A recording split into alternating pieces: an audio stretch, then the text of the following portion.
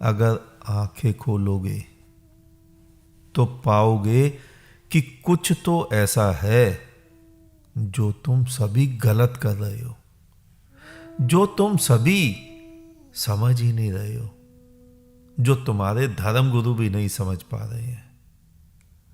वो क्या गलती कर रहे हो तुम लोग, उसको खोजो।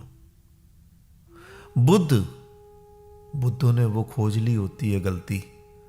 बुद्ध अपने गलती को सुधार चुके होते हैं।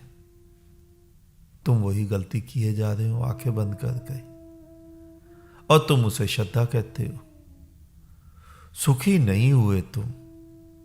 सुखी होते तो जीवन में एक नृत्य आ जाता, सुखी होते तो जीवन में एक उत्सव आ जाता, सुखी होते तो तुम्हारे भीतर की वीणा बज उठती। लेकिन हुआ तो कुछ भी नहीं।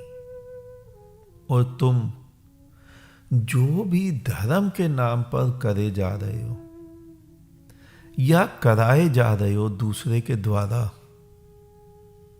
ध्यान से देखना, वो सभी की सभी मूर्ताएं हैं। धर्म वो है ही नहीं जो तुम मान रहे हो या जो तुम कर रहे हो, वो भी धर्म नहीं है। और मैं केवल हिंदू की बात नहीं बोल रहा हूं। हिंदू, मुस्लिम, सिख, ईसाई, बौद्ध, जैन, पारसी सभी लगे हुए हैं और सभी दुखी हैं। मैं इसीलिए कहता हूं कि सारे उपाय छोड़ने पड़ेंगे। सारे उपाय छोड़ने पड़ते ही हैं, क्योंकि उपाय करने वाला वो तो हमेशा ही रहेगा ना।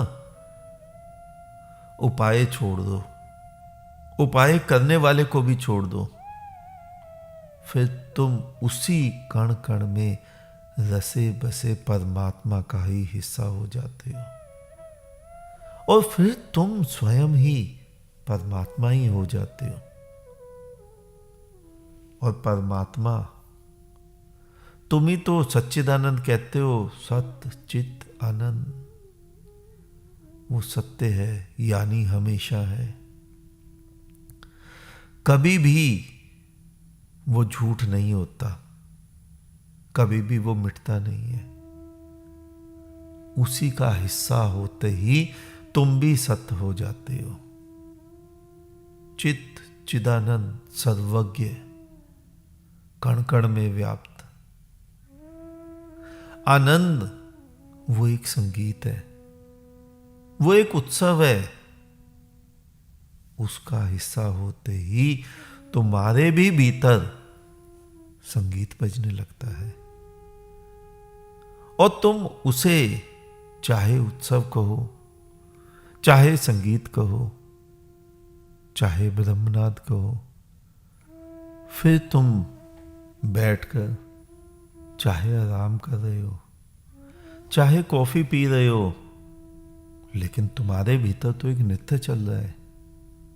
तुम्हारे भीतर की वीणा तो बज उठी है।